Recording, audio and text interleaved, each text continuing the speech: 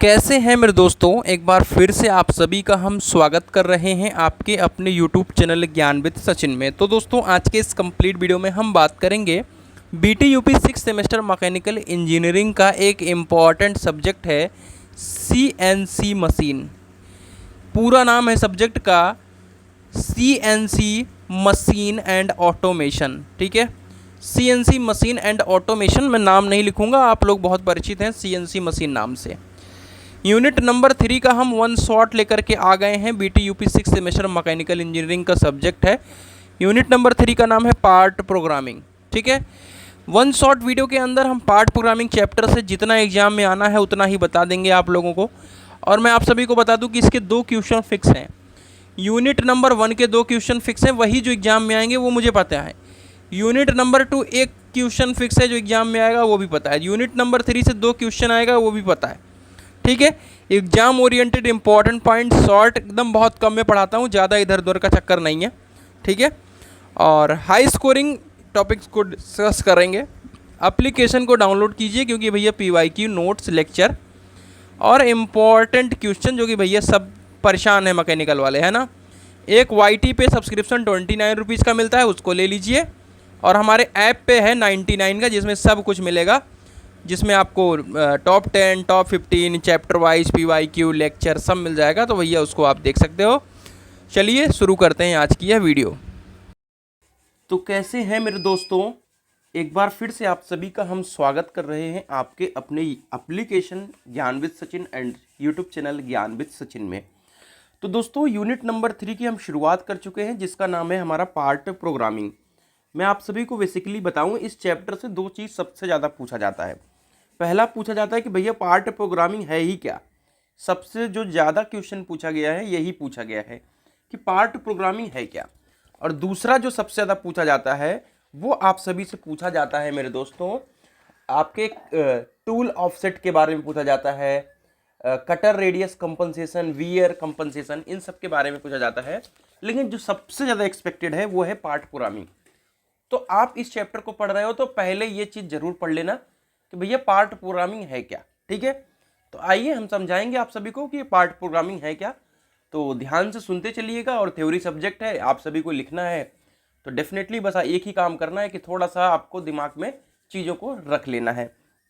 तो चलिए, आप सभी को पता है कि CNC जो मशीन है मेरे दोस्तों, वो आपके पार्ट प्रोग्रामिंग के बेसिस पे चलती है। यानी जैसे अगर आपको खेतों में हल चलाना है तो आप सभी क्या करते हो कि अपने बैल को पीछे से गाइड करते हो किसी भी चीज़ से। तो सेम CNC मशीन को भी क्या करना है, यहाँ पे गाइड करना है। अब जो खेतों में हल चला रहे हैं हम, बैल को भी कई सारे प्रोनाउंसिएशंस होते हैं, बहुत सारे आवाज़ होते हैं। उसको वो आवाज़ सुनते ही वो बाएं मुड़ जाएगा, दाएं मुड़ जाएगा। इसी तरीके से हमारा CNC मशीन भी है जो है मेरे दोस्तों, बहुत सारे सिंबल्स हैं, बहुत सारे कोड्स हैं। उन कोड को एंटर करते ही आपका मशीन उस चीज़ को परफॉर्म करेगा जिस चीज़ को आप चाह रहे हो। अब ड्रिलिंग करवाना है तो ड्रिलिंग उससे करवाइए, उसके लिए भी कोड बना हुआ है। तो उन्हीं इनपुट को जो दिया जाता है, उन्हीं कोड को जो दिया जाता है, उसी को तो हम कहते हैं पार्ट प्रोग्रामिंग। पार्ट प्रोग्रामिंग जो है वो कुछ नया नहीं है। आपने क्या किया, एक प्रोग्राम बनाया कि पहले मुझे कपड़ा पहनना है, फिर उसके बाद जूता पहनना है, फिर शादी में जाना है, और फिर शादी में चले जाना है। ठीक है, तो सेम CNC मशीन में भी यही है कि आप जो भी सीक्वेंस में चीज़ों को करते हो एक प्रोग्राम के थ्रू करते हो, यानी एक ऑर्डर में करते हो। ठीक है, तो चलिए, तो पार्ट प्रोग्रामिंग जो है निर्देशों, निर्देश का मतलब क्या है, इनपुट। कोई आप इनपुट दे रहे हो, कोई आप डायरेक्शन दे रहे हो, किसको, एक सीक्वेंस में, एक सीरीज में। ठीक है, एक सीरीज में किसी को दे रहे हो क्या, निर्देश, इनपुट दे रहे हो जो काम का वर्णन करता है। यानी जो आप काम करने वाले हो, पूरा आप प्रोडक्ट बनाने वाले हो, उसको वो डिस्क्राइब करेगा। जिसे न्यूमेरिकल कंट्रोल कंप्यूटर प्रोग्राम के नियंत्रण में कंप्यूटर द्वारा आवश्यक रूप से एक भाग पर किया जाना है। कहने का मतलब यह है कि जो आपकी न्यूमेरिकल कंट्रोल मशीन है उसके प्रोग्राम के कंट्रोल में कंप्यूटर द्वारा सब कौन इनपुट कौन दे रहा है, कंप्यूटर दे रहा है। तो कंप्यूटर द्वारा आवश्यक रूप में इंपॉर्टेंस कार्य में एक भाग पर किया जाएगा। यानी एक बार इनपुट दोगे तो आपका ड्रिलिंग मशीन हो गया, एक बार आपने इनपुट दिया तो वो आपका फेसिंग कर दिया। तो इसी तरीके से इनपुट एक सीरीज में आप देते रहते हो और आपका काम होता रहता है। चलिए, तो ड्राइंग शीट से प्रोग्राम शीट तैयार करना इसका काम है। कहने का मतलब यह है कि जो भी आप ड्राइंग करते हो, ड्राइंग करने का मतलब कोई भी प्रोडक्ट का स्केच बनाते हो, कोई भी प्रोडक्ट का स्केच का मतलब स्ट्रक्चर तैयार करते हो, उसको क्या करता है वो प्रोग्रामिंग शीट में बनाता है, अर्थात उसको एक प्रोग्राम डेवलप कर देगा जिसी प्रोग्राम के थ्रू आपका प्रोडक्ट, वो जो आपने अभी ड्राइंग शीट पे बनाया था, वो बन जाएगा आपके स्ट्रक्चर फॉर्म में, आपके प्रोडक्ट के फॉर्म में।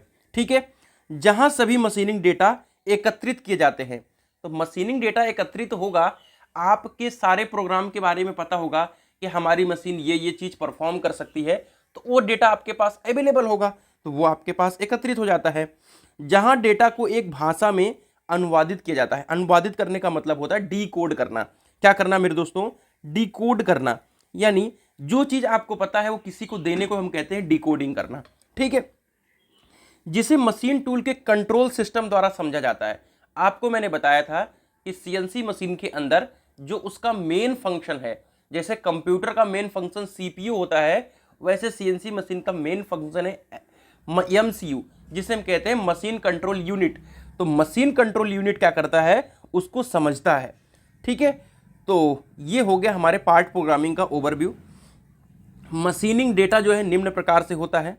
मशीनिंग सीक्वेंस जो है, टूल स्टार्ट पहले करोगे आप, फिर कटिंग को डेप्थ दोगे, यानी आपने क्या किया, यहाँ से स्टार्ट किया, यहाँ तक ले गए, फिर यहाँ पे आपने ड्रिलिंग करना है तो डेप्थ में दिया, और उसके बाद आपने पाथ यहाँ से यहाँ तक, हो सकता है फेसिंग करना हो, तो ये यहाँ पे बताया जा रहा है। काटने की स्थिति, स्पिंडल, स्पिंडल आपने भी जान ही रहे हो, धुरी की गति मतलब स्पिंडल, कितना आपको फीड देना है, यानी कितना आपको डेप्थ में काटना है। ठीक है, और फीड रेट का मतलब क्या है? यहाँ पे रोटेशन पर मिनट होता है। ठीक है, यानी कितना काटते हुए आप घुस रहे हो उसके अंदर, उसे हम कहते हैं फीड रेट। ठीक है, चलिए, कूलेंट के बारे में बताया जाता है, कटिंग टूल का सिलेक्शन होता है। इन सब चीजों को हम पार्ट प्रोग्रामिंग के अंदर रखते हैं। पार्ट प्रोग्रामिंग इन सब को क्या करता है? कंट्रोल करता है। तो मुझे आशा है कि इस 5 मिनट के अंदर आपको पार्ट प्रोग्रामिंग के बारे में पता चल गया होगा। आइए हम और भी बेसिक कॉन्सेप्ट को समझेंगे पार्ट प्रोग्रामिंग के, कि भैया पार्ट प्रोग्रामिंग एक्चुअल में और क्या है ये। तो पार्ट प्रोग्रामिंग क्या है? एक प्रकार का प्रोग्राम है, जैसा कि मैंने बताया, जो पार्ट प्रोग्राम के रूप में जाने वाले मानक कोड, जैसा कि मैंने स्टार्टिंग में एग्जाम्पल दिया था कि हर एक आदमी का, जैसे आर्मी है तो उनका भी एक अलग कोड है और उस कोड पे वो काम करने लगते हैं, उसी तरीके से आपकी मशीन भी जैसे ही आप कोड को इनपुट करोगे वो काम करने लगती है। तो स्टैंडर्ड कोड का उपयोग करके एक कंपोनेंट उत्पादन के लिए किया जाता है। तो एक बार मैं हल्के में समझाऊं, ज़्यादा हो गया होगा इतना आप सभी के लिए, कि जो आपका सीएनसी मशीन है एक सिंबल, एक कोड के थ्रू क्या करती है? रन करती है, जिससे आपका प्रोडक्ट बनता है। और जो कोड और सिंबल होता है वो आपका होता है प्रोग्राम, जिसे हम कहते हैं पार्ट प्रोग्रामिंग। मुझे आशा है कि इससे सरल अब कुछ आप सभी को समझाया नहीं जा सकता। कोड और कुछ नहीं बल्कि उपकरण की मानक गतिविधियों के लिए लिखे गए प्रोग्राम का नाम है। तो कोड और कुछ नहीं होता है, क्या होता है? वो जो भी आप गतिविधियां करने वाले हो उसके लिए एक प्रोग्राम होता है। ठीक है, प्रोग्राम का नाम होता है और कुछ नहीं होता है। तो एनसी मशीन उपकरण एक छिद्रित कागज, टेप या फ्लॉपी डिस्क के माध्यम से जानकारी प्राप्त करता है। आप सभी को पता है कि न्यूमेरिकल कंट्रोल में क्या होता था? पंच टेप होता था। ठीक है, पंच टेप रीडर होता था, जिसे छिद्रित का मतलब क्या है? पंच करते हो उसके ऊपर, कागज के ऊपर, तो ये यहाँ पे चलता था। अब सीएनसी मशीन आई तो पंच टेप का काम खत्म कर दिया इन्होंने। उसके लिए आप सभी को पता है सीएनसी मशीन के अंदर कोडिंग का सिस्टम चालू हो गया। ठीक है, जिसको आप कंप्यूटर के थ्रू करते हो। टेप को प्रोग्राम के, देखो आपका प्रोग्रामिंग चाहे एनसी मशीन के लिए हो चाहे सीएनसी के लिए, बात हम पार्ट प्रोग्रामिंग का कर रहे हैं, बात सीएनसी मशीन का नहीं कर रहे, बात एनसी का एक नहीं कर रहे, बात हम दोनों के लिए कर रहे हैं। तो टेप को प्रोग्राम के लिए तैयार किया जाता है, जो कार्य करने के लिए पांडुलिपि के अनुसार लिखा जाता है, यानी एक कोडिंग होती है, एक अक्षर होता है, उसके अनुसार लिखा जाता है, या सीएनसी मशीन पर चलाया जाता है, सीएनसी मशीन पर उसको डिकोड किया जाता है। कार्यक्रम पूरे घटक पथ के समन्वय मूल्यों XYZ को सूचित करके तैयार किया जाता है। कहने का मतलब यह है कि जो भी काम करते हो आप, वो आपका XYZ यानी टूल यहाँ पे क्या है, एक्स पोजीशन पर है, ठीक है। आपने इसको वाई डायरेक्शन में इतना ले गए, हो सकता है इसको जेड डायरेक्शन में ले जाना पड़े। जेड डायरेक्शन का मतलब क्या है, या तो ये उसको ऊपर उठा लोगे, ठीक है, या तो इसको ऊपर उठा लोगे, या तो इसको डेप्थ में डाल दोगे, ठीक है। किसी बॉडी के अंदर डेप्थ में जाओगे गड्ढे के अंदर, या ऊपर उठाओगे, तो उसको कहते हैं जेड डायरेक्शन, ठीक है। और एक्स वाई यानी एक बार हॉरिजॉन्टल चलोगे, एक बार वर्टिकल चलोगे, तो एक्स और वाई डायरेक्शन हो गया। जेड डायरेक्शन का मतलब गड्ढे में गया और ऊपर आया, यानी ड्रिलिंग किया तो जेड डायरेक्शन में गया। अब आप सभी मुझे ये बताना, अगर कोई ड्रिलिंग कर रहा होगा, अगर ड्रिलिंग जो ड्रिल बिट है वो अंदर की तरफ जाएगी तो वो पॉजिटिव होगा या नेगेटिव, ऊपर की तरफ जाएगा तो पॉजिटिव होगा या नीचे की तरफ जाएगा तो पॉजिटिव, जरूर बताइएगा, ठीक है। चलिए, ताकि पूरा कंपोनेंट मशीन के अनुकूल हो, यानी एक्स वाई जेड डायरेक्शन में आप काम करते हो और वो machine X Y Z direction में आपकी काम कर सके। समन्वयों के मूल्यों को आवश्यक कोड के साथ उपसर्ग किया जाता है। कहने का मतलब यह है, आपने हिंदी में उपसर्ग वगैरह समझा था, जिसे आप समझ सकते हो कि डिकोड करना, उसको समझना, ठीक है। तो सभी चीजों को वो क्या करता है, कोड के साथ रिलेट करता है अपने आप को, ठीक है, ताकि एक समन्वय से दूसरे में आवश्यक आंदोलन के प्रकार बिंदु से बिंदु या सीधे परिपत्र को इंगित किया जा सके। कहने का मतलब यह है कि एक कंपोनेंट से दूसरे कंपोनेंट तक पॉइंट से पॉइंट या सीधे स्ट्रेट क्या किया जाए, इंगित किया जाए, यानी उस चीज को बताया जाए, ठीक है। तो पार्ट प्रोग्रामिंग के बारे में आपको बेसिक आइडिया लग चुका है। पार्ट प्रोग्रामिंग का कुछ एक प्रक्रिया है जिसको हमने यहाँ पे समझाया है। आपको पहले ड्राइंग करना पड़ेगा, फिर प्रोडक्शन की प्लानिंग करनी पड़ेगी, टाइप्स ऑफ मशीनिंग देखना पड़ेगा, कितना बड़ा आपका प्रोडक्ट है उसको देखना पड़ेगा, और आप देख सकते हो कि कोई चीज़ एक बार में कट हो सकती है, 2 बार में कट हो सकती है, उस चीज़ को देखना पड़ेगा, ठीक है। और यहाँ पे आपको देखना पड़ेगा टाइम, प्रोसेस, और आपको कितने प्रोडक्ट बनाने हैं वो देखना पड़ेगा। फिर उस तरीके से फीड देना पड़ेगा, उस हिसाब से टूल सेलेक्ट करना पड़ेगा, उस हिसाब से टूल को होल्ड करने के लिए जगह देखना पड़ेगा, और फिर उसके बाद आपको यहाँ पे सीएनसी मशीन लाना पड़ेगा, फिर उसके प्रोग्राम को सेट करना पड़ेगा, फिर आपका प्रोडक्ट बनेगा, और फिर यहाँ से मशीन की सेटिंग होती है जहाँ पे टूल वगैरह आपका रखा होता है, टूल का आइडेंटिफाई होता है, ठीक है। तो ये एक ब्लॉक डायग्राम है जिसको आप अगर याद करते हैं तो मुझे आशा है कि आपको काफ़ी हेल्प मिलेगी। तो जो हमारा नेक्स्ट टॉपिक है वो है हमारा एनसी वर्ड्स, ठीक है। मैं आप सभी को बता दूं कि अगर आप पार्ट प्रोग्रामिंग के बारे में लिख रहे हो, ठीक है, तो उसमें इस एनसी वर्ड को भी थोड़ा सा ऐड कर देना, जिससे क्या होगा मेरे दोस्तों कि आपका जो टीचर चेक कर रहा होगा उसको पता होगा कि एक्चुअल में ये पार्ट प्रोग्रामिंग के बारे में लिख रहा है। तो थोड़ा सा इस एनसी वर्ड का जो भी मैं आगे डिटेल में थोड़ा बताऊँगा उसमें से काट पीट के आप थोड़ा सा लिख दीजिएगा, जिससे कोई भी दिक्कत ना आए। चलिए, तो एनसी सूचना, सूचना का मतलब क्या है, वही इनपुट देना जो कोड वगैरह के फॉर्म में, ठीक है। निर्दिष्ट करने के लिए उपयोग किए जाने वाले वर्डों के समूह को, यानी जितने भी वर्ड्स के समूह होते हैं, चाहे जी हो चाहे एम हो, ठीक है, एन हो, के समूह को एक शब्द कहा जाता है। उदाहरण के लिए एक समन्वय स्थिति यानी कार्य करने की स्थिति को दिखाने के लिए उपयोग किए जाने वाला वर्डों का एक समूह एक शब्द है। इसी तरह गति, फीड देने के लिए उपयोग किए जाने वाला एक अन्य समूह फिर से क्या है, एक वर्ड है। उसी तरह से जब एक ऑपरेशन के बारे में जानकारी लेने के लिए विभिन्न शब्दों के समूह का उपयोग किया जाता है तो इसे हम एंड ऑफ ब्लॉक कहते हैं, ठीक है। हालांकि प्रत्येक एनसी मशीन आवश्यक नहीं कि प्रत्येक शब्द का उपयोग करे। अब किसी भी पार्ट को बनाने में हो सकता है कि कुछ ही ऑपरेशंस की जरूरत पड़े, तो सभी जरूरी नहीं है कि सभी शब्द का यूज होगा, ठीक है। और उसी क्रम में भी नहीं, यानी ऐसा कोई जरूरी नहीं कि आप किसी एक पर्टिकुलर क्रम को फॉलो कर सकते हैं, ठीक है। लेकिन सबसे अधिक इस्तेमाल किए जाने वाले शब्द और ब्लॉक में अनेक जो है वो निम्नानुसार हैं। तो आइए कौन कौन से हैं। पहला हमारा एन वर्ड्स, ठीक है।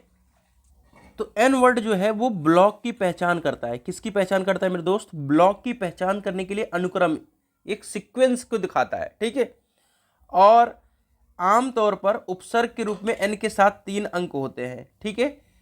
तो आपके जो एन वर्ड है उसके साथ कई सारे शब्द भी होते हैं, आमतौर पर 3 यूज किए जाते हैं। अगला हमारा आता है जी वर्ड्स, ठीक है। जी वर्ड में आपके बहुत सारे कोड हैं, जैसे G01, ठीक है। तो ये आप सभी का इसका काम है मेरे दोस्तों लीनियर, रैखिक का मतलब होता है लीनियर, ठीक है। और दूसरा क्या होता है दोस्तों, मूवमेंट, कटिंग मूवमेंट, सेम्पक जो लिखा हुआ है, ठीक है, इसका मतलब है मूवमेंट के लिए, ठीक है, किसके लिए, मूवमेंट के लिए। G02 वृत्ताकार प्रक्षेप बनाने के लिए, ठीक है, सर्कुलर आकार। G08 एक्सेलरेट करने के लिए। G12 है 3D प्रोजेक्शन के लिए। G33 आपके वहाँ पे जो भी डोरी वगैरह है, धागा वगैरह है, उनको काटने के लिए। ये जो G23 है, ये करता है टैपिंग। क्या करता है दोस्तों, टैपिंग करने के लिए। जैसा कि आपको पता होगा कि टैपिंग जो होता है उसका नाम वो होता है इंटरनल थ्रेड, ठीक है। G81 है साइक्लिक प्रोसेस को दोहराने के लिए। G83 ड्रिलिंग साइकिल के लिए है। G95 होता है फीड रेट के लिए है, और G97 होता है आरपीएम के लिए, ठीक है। तो ये हो गया आपका जी वर्ड्स। अब आते हैं हम अपने अगले वर्ड XYZ A और B वर्ड्स की तरफ। अब हम आपको यहीं पर XYZ को समझाएंगे, ठीक है, ध्यान से सुनिए। X जो होता है मेरे दोस्तों, वो किसके लिए होता है, वो लेफ्ट राइट के लिए होता है, ठीक है। Y क्या होता है, Y जो होता है आगे पीछे के लिए होता है, ठीक है, आगे पीछे के लिए। और Z जो होता है अप डाउन के लिए होता है, ठीक है, अप डाउन के लिए होता है, ठीक है। चलिए अब आता है इसके बाद हमारा दोस्तों, यहां पे देख सकते हो तीन शब्द XYZ उपकरण के समन्वय पदों को तीन प्रमुख समन्वय XYZ के साथ दर्शाया जाता है, ठीक है। जबकि जो A और B है वो कोणीय स्थिति को दर्शाते हैं। A और B जो वर्ड है वो किसको दिखाते हैं दोस्तों, वो आपके कोणीय एंगुलर सिस्टम को दर्शाते हैं। तो जैसा कि पता है कि आपको 2 एक्सिस के लिए XY की जरूरत है, ठीक है, और 2 एक्सिस के लिए और अप डाउन करने के लिए Z, यानी आपका यहाँ पे 3 एक्सिस पूरा हो जाता है। तो कोई भी आपका 4 या 5 एक्सिस मशीन जो है वो A और B का भी उपयोग करती हैं। तो अगर 4 एक्सिस की है मशीन, 5 एक्सिस की मशीन है, ठीक है, तो वो A और B का भी उपयोग करेगी। और जैसा कि मैंने बताया था कि अगर अप में आ रहा है, डाउन में आ रहा है, तो वहाँ पे पॉजिटिव और नेगेटिव यूज होता है, और आपका डेसिमल का भी यूज किया जाता है, ठीक है। तो XYZ एंड AB के बारे में हो गया। अगला हमारा है F वर्ड्स। तो आप सभी यहाँ पे देख सकते हैं इसका जो उपयोग है वो फीड रेट के लिए होता है। किसके लिए होता है दोस्तों, इसके लिए होता है फीड रेट के लिए, कि आपका वर्कपीस कितनी स्पीड से आगे बढ़ेगा, ठीक है। अगला आता है मेरे दोस्तों एस वर्ड, ठीक है।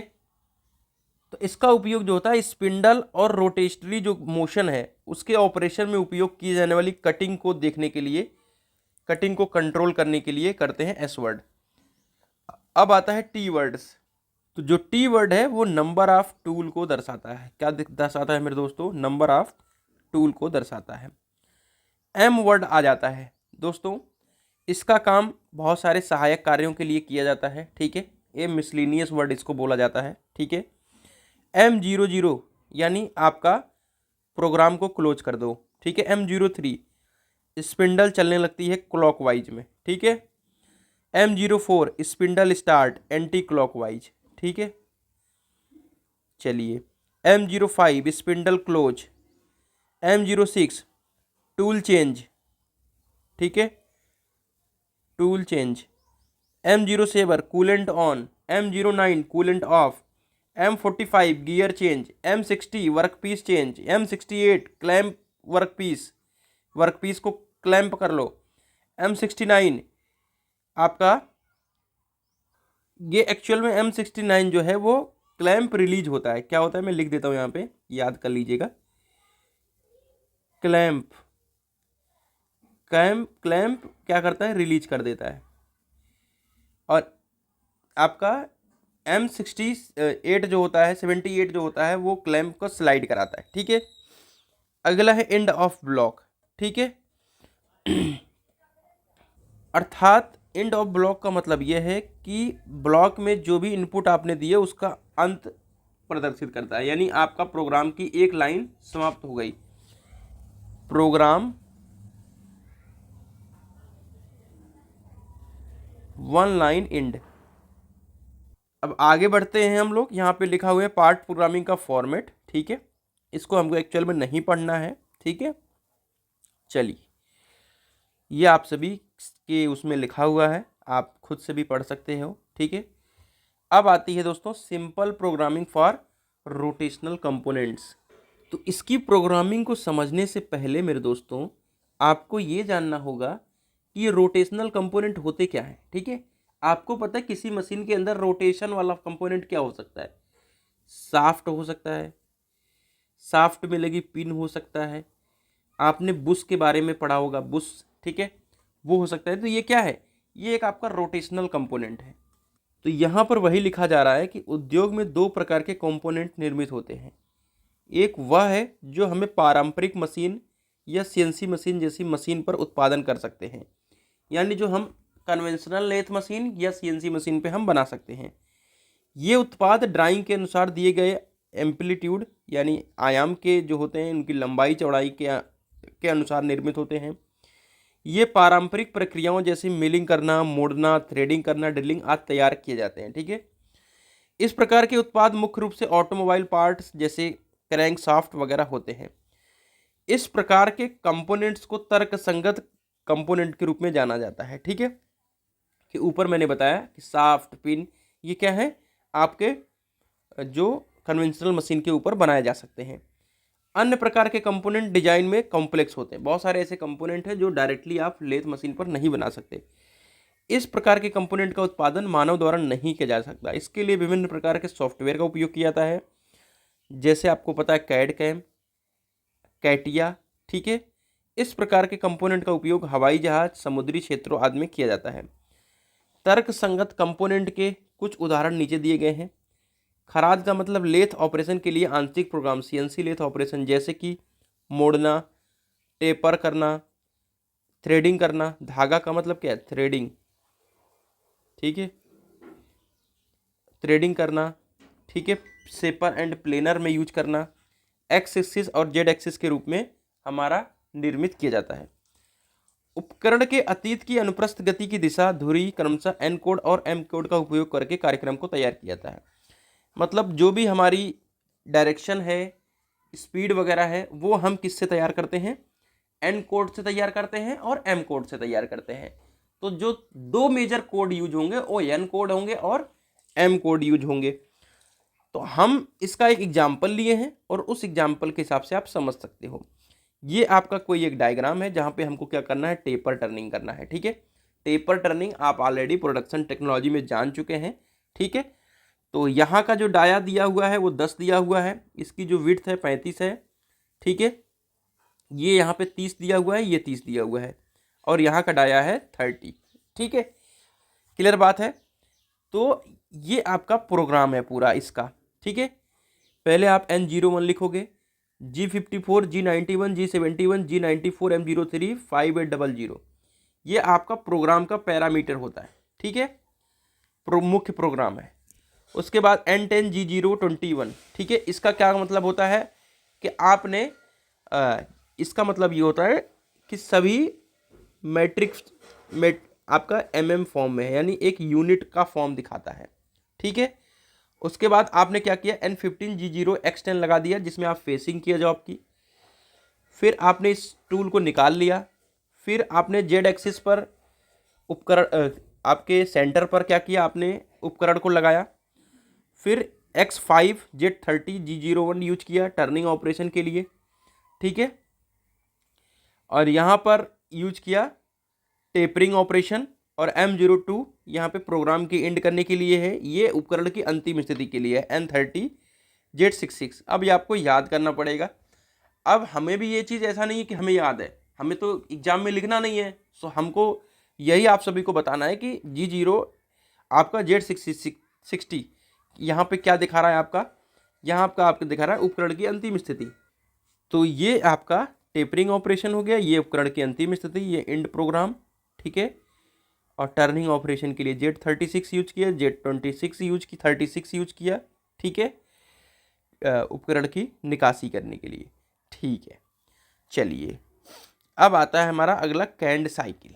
ठीक है, देखो एग्जाम में कभी पूछा गया नहीं है, लेकिन सिलेबस के अंदर जो चीज़ है उसको हमारा डिस्कस करना काम है। ठीक है, चलिए तो कोई चीज़ को यहाँ से समझो। साइकिल का मतलब क्या है दोस्तों? साइकिल का मतलब कोई प्रोडक्ट बार बार बन रहा है, जैसे एक ही प्रोडक्ट बार बार बन रहा है, तो आपने एक प्रोग्राम को सेट कर लिया है, ठीक है, फिक्स्ड प्रोग्राम है।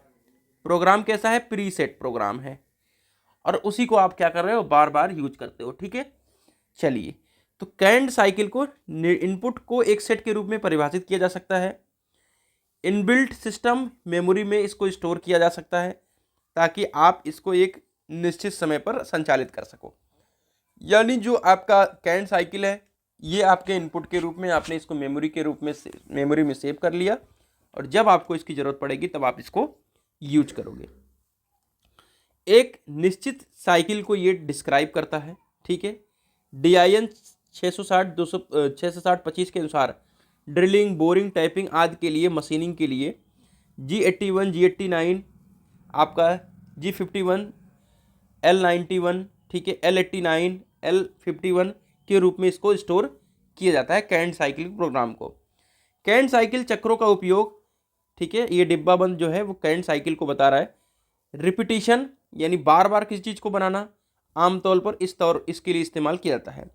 कैंड साइकिल को एक कमांड के साथ कार्रवाई में लाया जा सकता है। इसको एक कमांड के रूप में भी यूज किया जाता है, जैसे आप कमांड देते हो, सर्कल कमांड दे दिया कैड में, तो इसी तरीके से कैंड साइकिल को भी कमांड के रूप में किया जाता है, जैसे प्रोग्रामिंग समय और प्रयास को कम करता है, ठीक है। इसकी वजह से आप प्रोग्रामिंग की ज़रूरत नहीं पड़ेगी बार बार, आप इस प्रोग्राम को सेट करके रखो, जैसे ये करना हो इसको यूज कर लो, ठीक है। एक निश्चित साइकिल में आपको निर्देशांक के बारे में, ड्रिलिंग के बारे में, ठीक है, आपको एक्सिस के बारे में, डेप्थ के बारे में, फीड के बारे में, सबको सही ढंग से क्या करता है, ये परफॉर्म करता है, ठीक है।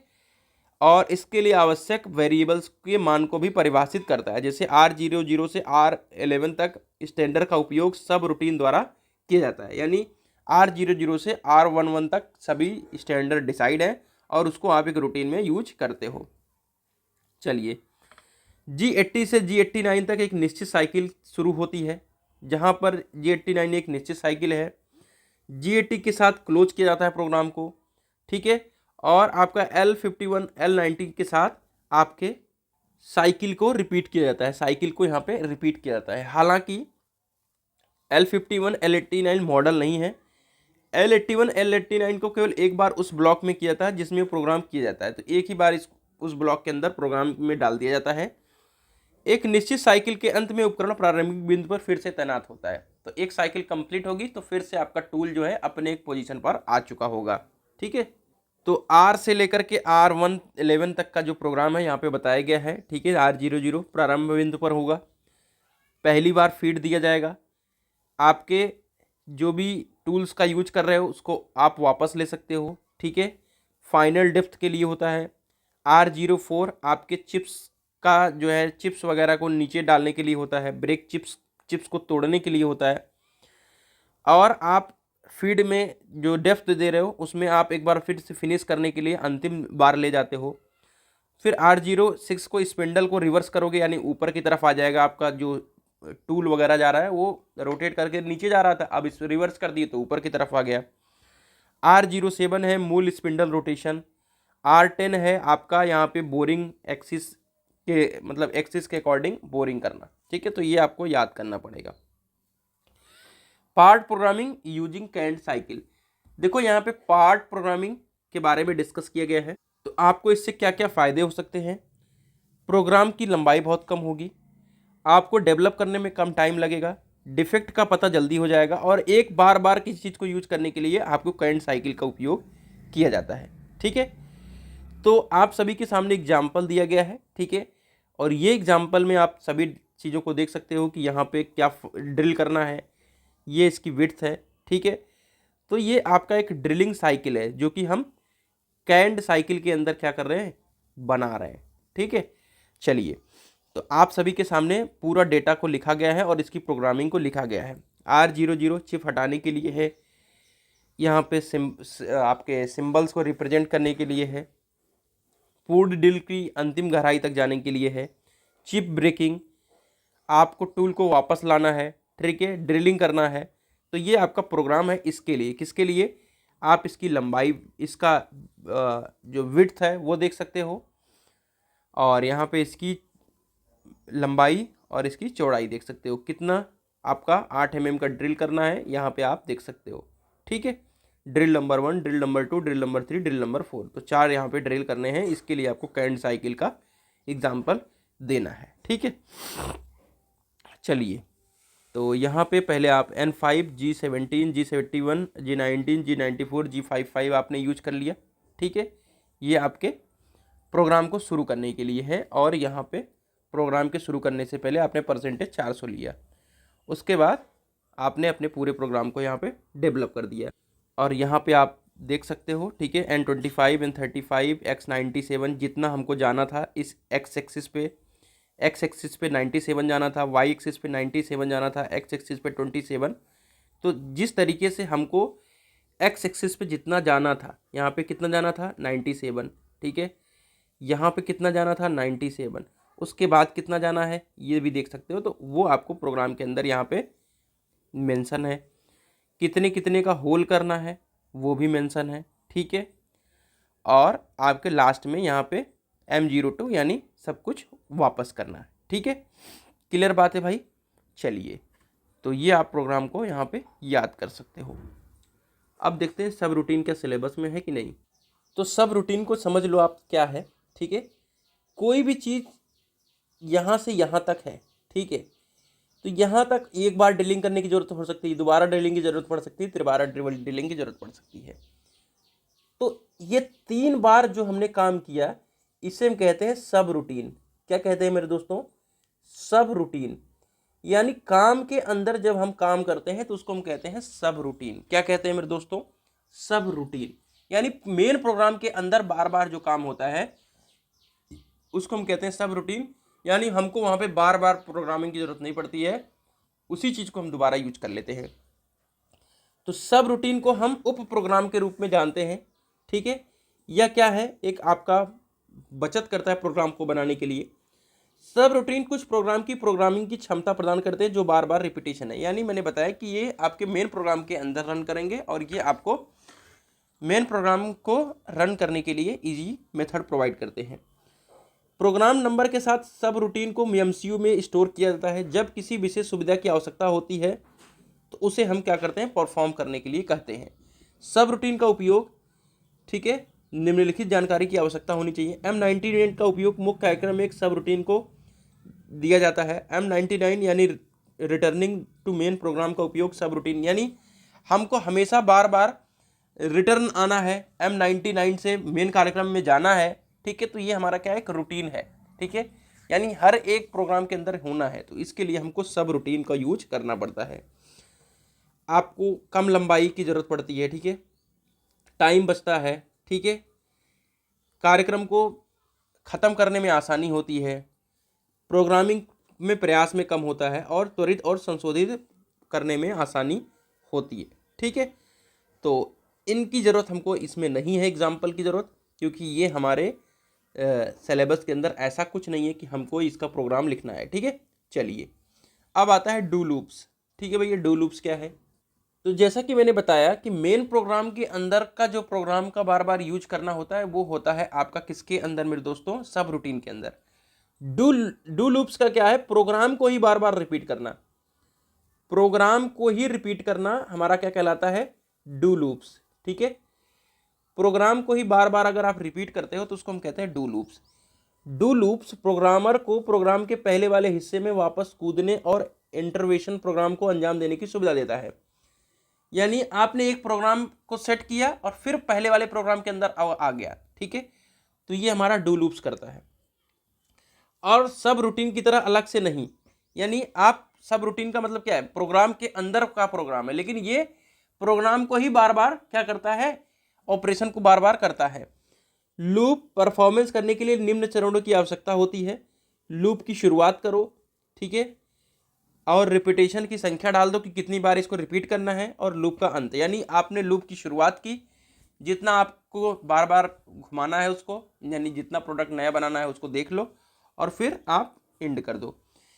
लूप्स का उपयोग टर्निंग एंड मिलिंग ऑपरेशन जैसे मामलों में दोहराए जाने के लिए प्रोग्रामिंग के लिए भी किया जाता है, जब एक ही पास में पूरी सामग्री को निकालना संभव नहीं होता। यानी किसी चीज़ को एक बार में निकालना संभव नहीं है तो आप उस चीज़ को बार बार दोहराते हो, और वहाँ पे ये डू लूप्स का यूज किया जाता है। अब आता है हमारा टूल ऑफसेट। ठीक है, अगर टूल ऑफसेट को मैं थोड़ा सा ठेठ भाषा में समझाऊं तो कोई भी आप चीज़ काट रहे हो तो उसका थोड़ा, जैसे ये कोई प्रोडक्ट है, ठीक है, यहाँ से आपको काटना है, अगर मान लो यहाँ से नीड है तो आप इसको यहाँ से काटोगे, थोड़ा सा ऑफसेट दे दोगे, वहाँ पे छूट दे दोगे, थोड़ा सा यहाँ से काटना है तो यहाँ से आप काटोगे, जो इस मतलब इतना दूर तो नहीं लेकिन हाँ इतना दूर आप काटोगे। ठीक है, तो ये जो थोड़ा सा जगह बच रहा है इसको ऑफसेट कहते हैं। तो एक पार्ट प्रोग्रामर एक विशेष प्रोग्राम को जब बनाता है, ठीक है, तो लंबाई, आकार और मोटाई के ध्यान में रखता है। ठीक है, लेकिन मशीनों पर उपकरण को बढ़ते समय के वास्तविक अभ्यास में अलग अलग लंबाई, मोटाई और आकार के विभिन्न उपकरण उपलब्ध हो सकते हैं। यानी कहने का मतलब यह है कि आप डिफरेंट टूल यूज करते हो, डिफरेंट सिस्टम यूज करते हो। ठीक है, तो आप ध्यान में ये रखो कि सभी टूल उसमें एप्लीकेबल हो जाए।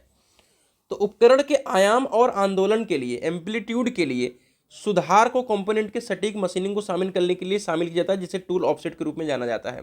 तो आपको टूल ऑफसेट के बारे में समझ में आया कि नहीं समझ में आया, मैं आप सभी से पूछना चाहता हूं कि टूल ऑफसेट वो है जो आपकी टूल की वास्तविक लंबाई जहां पर है, ठीक है, उसके अनुसार ही कटिंग करना है। ठीक है, लेकिन हल्का सा छोड़ करके। ठीक है, तो आप समझ गए, जिससे हमको एक सटीक एक्यूरेट मशीनिंग हमको प्राप्त हो। ठीक है, चलिए, तो यहां आप देख सकते हो हल्का सा इन्होंने ऑफसेट दे दिया है। ठीक है, चलिए, क्लियर बात है दोस्त। अब आते हैं हम कटर रेडियस कंपनसेशन पर। ठीक है, किस पर? Cutter radius compensation and wear compensation पर। जैसा कि मैंने अभी ऑफसेट के बारे में बताया कि हल्का सा रिलैक्स दे देते हैं, छूट मतलब बगल से काट रहे हैं, तो ये कंपनसेशन का मतलब भी वही होता है कि जब भी आप क्या कर रहे हो कि कोई भी टूल से काट रहे हो किसी चीज़ को, तो आपको जितना रेडियस है, ठीक है, उसके हिसाब से क्या करना है, थोड़ा सा आप, जैसे ये आपको काटना है तो आप क्या करोगे कि यहाँ से काटोगे, हल्का सा बाएं दाएं करके इसको काटोगे, तो ये जो चीज़ मिल रही है, क्या मिल रहा है? कंपनसेशन मिल रहा है। ठीक है, समझ गए मेरे दोस्त। तो कटर रेडियस कंपनसेशन को कटर डायमीटर कंपनसेशन भी कहा जाता है, जो मशीनिंग सेंटर और सीएनसी मशीन पर उपयोग किया जाता है। यह कोड कमांड प्रोग्रामर को प्रोग्रामिंग के दौरान कटिंग टूल को रेडियस या डायमीटर को अनदेखी करने की अनुमति देता है। कहने का मतलब यह है कि जो भी रेडियस या डायमीटर का कुछ आप काट रहे हो, तो आप इस तरीके से काटो कि हल्का सा कंपनसेशन के साथ काटोगे तो आपको किसी प्रकार की कोई दिक्कत नहीं आएगी। तो कंपनसेशन के संदर्भ में यह प्रोग्रामिंग को आसान बनाता है, क्योंकि प्रोग्रामों को सटीक कटर डायमीटर को संबंधित होने की आवश्यकता नहीं है जबकि कार्यक्रम तैयार किया जा रहा है। यानी आप चीज़ को तैयार कर रहे हो और हल्का कंपनसेशन के साथ तैयार कर रहे हो, तो आपको प्रोग्रामिंग करने में भी आसानी होगी। ठीक है, कटर रेडियस कंपनसेशन सभी प्रकार के काटने के उपकरण पर लागू नहीं होता है, केवल उन उपकरणों को काटने की आवश्यकता है जो कटर की परिधि पर मशीन करने की क्षमता रखते हैं। तो सब कटर रेडियस कंपनसेशन नहीं यूज कर सकते। ठीक है, ये उन्हीं टूल्स पर यूज होगा, उन्हीं उपकरणों पर यूज होगा जो परिधि पर मशीनिंग करने की क्षमता रखते हैं, और केवल तभी कटर की परिधि पर मशीनिंग होती है। एंड मिल्स, सेल्स मिल्स और कुछ फेस मिल, ठीक है, उपकरणों में ये क्षमता होती है। रीमर, टैप, बोरिंग बार, इसी तरह के अन्य कटिंग टूल्स को कटर रेडियस कंपनसेशन के लिए बिल्कुल उपयोग नहीं किया जा रहा है। ठीक है, चलिए, तो मिलिंग ऑपरेशन के दौरान कई बार होता है जब प्रोग्रामर एक वर्कपीस के किनारे को मशीन करना चाहता है, और यह किनारा सीधी सतह के रूप में या समोच्च सतह के रूप में हो सकता है।